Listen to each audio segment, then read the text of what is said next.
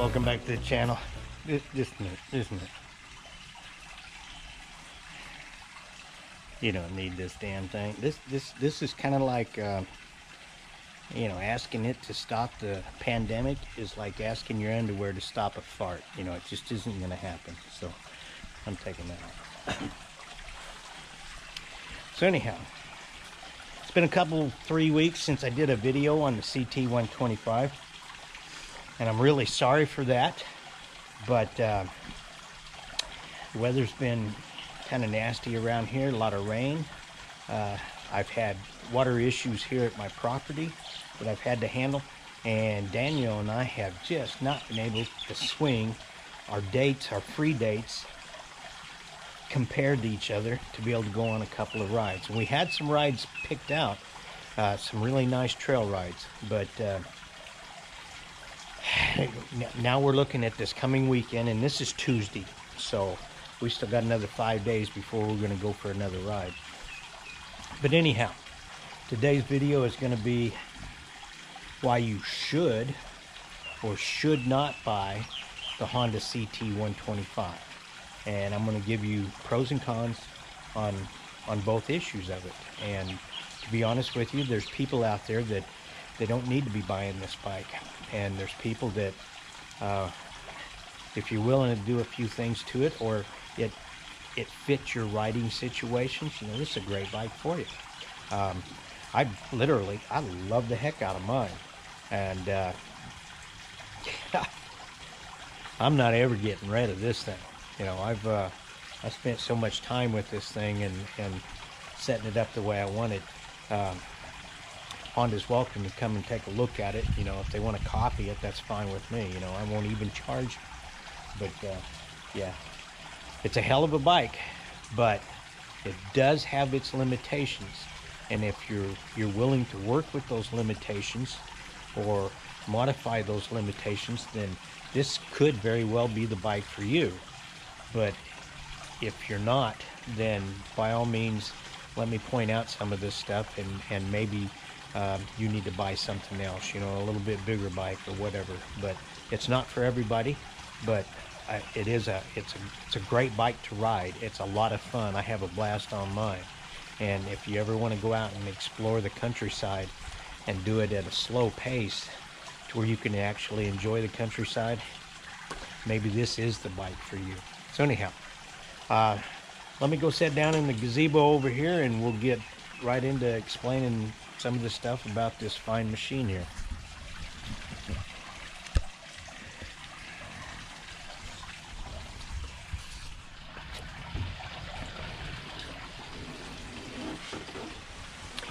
Yeah, folks, I'm sitting out here in my, what I call the courtyard of my property.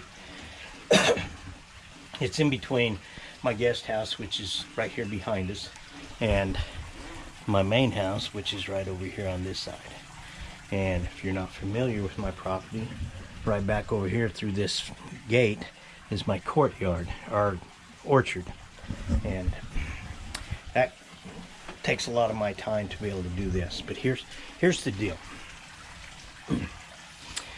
I'm going to categorize riders in certain categories, and depending upon the category, it could depend upon whether or not you should buy this bike or shouldn't buy the bike.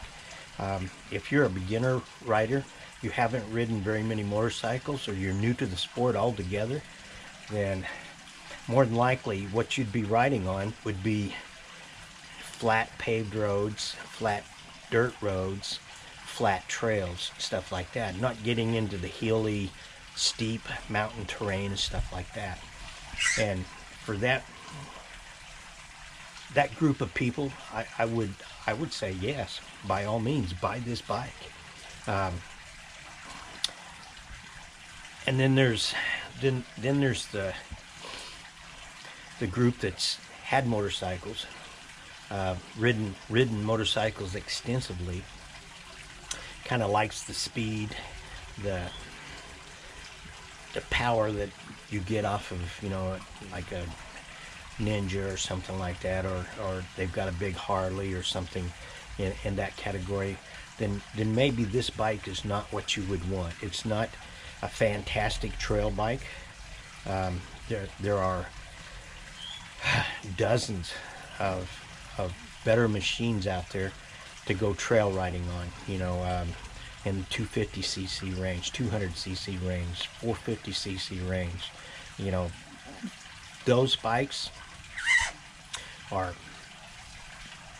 much better suited for the off-terrain, hilly type stuff. And if you're into that, really like to whip the speed up and go fast and all this stuff, maybe this isn't the bike for you. And then there's that group that, well, you had one back in the 70s or 60s, or you had a cousin that had one, or an uncle that, like I did. I had an uncle that had several of them. And my first motorcycle ride period by myself was on a Honda CT90, and I ran that thing right smack dab into the fence. Okay, so I've got experience on whiskey throttles, so I know what I'm talking about on this stuff. But anyhow, that group of people, the nostalgia part of it is so strong, and that's what led me this way for this bike. Then I would say, do the research on the machine. Check out YouTube videos. I'm not just saying mine or anything like that, but there are literally now hundreds of YouTube videos on this bike out there right now, and I would suggest before you buy, check them out. Make sure that it's what you want to do. And for that group, it's going to be a thumbs up. That group's going to buy a lot of these bikes. Now, for the maybe you shouldn't buy, okay? The U.S. market is crazy on these bikes right now. It's the supply is just not there. The demand is still pretty high. So the dealers, you know, they're in it to make a buck.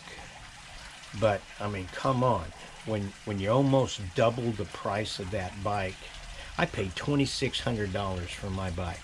Okay, it's $3,900 suggested retail price in the U.S. plus a couple $100 destination charges and maybe $100 prep fees. So you're talking $4,300, $4,400 is about all that bike should be selling for, because I don't want to tell you what dealers get on markup, but anyhow, that's about all that bike should be. And if you're paying more than that, then you're fueling that problem. But you know, to each his own. I can't say, if you want it bad enough, pay what you think it's worth. And believe me, the bike's a lot of fun. But if you're planning on going up into the mountains and doing some steep incline riding and off-road stuff like that, maybe this is not the bike for you, because it will not in stock form perform up there in that kind of situations. It just has not got the power to run steep hills, either on flat pavement or steep pavement or dirt roads or trails. It just will not do it. And if you don't do some modifications to it, you're going to be highly disappointed in this bike. And I'd much rather you be happy with the bike as to be disappointed with it, because I'm really happy with mine now. But let me tell you some of the things that will make this bike a lot more enjoyable. First off, you've got to do something with the gearing. You're not going to be able to run 65, 70 miles an hour down the highway no matter what you do, unless you do an awful lot of modifications to that engine. And that's going to be horsepower that gets you up into that. But you can do a nice little simple thing, like change your rear sprocket from a 39 tooth to a 42 tooth, and that gives you quite a bit of snap down low. And I was impressed with how much that changed the gearing on the bike. Now, if you get a good aftermarket exhaust pipe, Moriwaki makes a pipe, but it's extremely expensive. It's a quarter of the price of the bike is what Daniel paid for his. But it increased the snap off of it. I was impressed with it. Maybe a third as much as my big bore kit did. So he's not putting the big bore kit on simply because the pipe that he put on when we put the 42 tooth rear sprocket on it made all the difference in the world for Daniel. And he's a bigger guy than I am. May not weigh more than me so much because I'm short and fat, but he's taller and he carries his wife and his son on that bike all around Chiang Mai. So that's one of the things that you really should do if you plan on taking this bike off-road very much. But don't plan on it being a highway use bike because it just won't do it. So those are my suggestions on should you or should you not buy the bike. If you got a dealer and you can't find a dealer anywhere close and he's asking 5,000, 6,000 baht for it, tell him to stick it up his wazoo. Somebody else may pay it, but if you wait long enough, the price will come down because the supply will subside to the demand. The bike's not worth $6,000, $7,000, and there's dealers out there that are asking well over $5,000 for them. So hope y'all enjoyed this video. That's all there is to it. And this next weekend, Daniel and I are going riding. We're going to do some trail riding with these bikes. So we'll talk to y'all later. I bet y'all thought that this video was over, but it's not. I had one of my subscribers sent me an email requesting what I carried in my toolkit for my CT125. Now, the toolkit that comes with the bike comes with these items right here. Fuse deal, a two-way screwdriver, which is not very handy, but this little bitty crescent wrench or Allen wrench, and the tool to take your spark plug out with, and it comes into this bag. Now I've gone ahead and thrown these in with it and put it into a bag because this all rattles like crazy in that little plastic box that it comes in. The reason I know is because I attached my stock toolbox to the back of my rack, and I had my GoPro right there, and I could hear that every time we went over a bump. So that's why I made it to where it's not going to be as clumsy. Plus I've got 4 pieces of inner tube that I wrap all this up with. Now on the other part, the yellow waterproof bag, I'm sure you've seen it on my videos, and I've got 5 more of these rubber inner tube bands there. I have a screwdriver, which is a dual purpose screwdriver. It's got a straight edge on one side and a Phillips on the other side. It can double as a tire iron if need be. I have an extremely tough pair of pliers that can make some super good grip. I have 2 10-inch or 8-inch crescent wrenches. I have a 10mm wrench, a 12mm wrench, an 8mm T-bar, and a 10mm T-bar. These are the only sockets that you'll actually need for minor adjustments, and these are the 2 wrenches that you're going to need for minor adjustments. And what is bigger than what these 2, you've got 2 crescent wrenches to do. So basically, if you need to adjust your chain, you better have the crescent wrenches in there, and you better have the 10 and the 12, because that's what you're going to need to adjust your chain. If you got to do anything with your front countershaft sprockets, you're going to need those 2 T-bars that I just mentioned, because elsewise you're not going to be able to get that cap off or the sprocket off if you need to.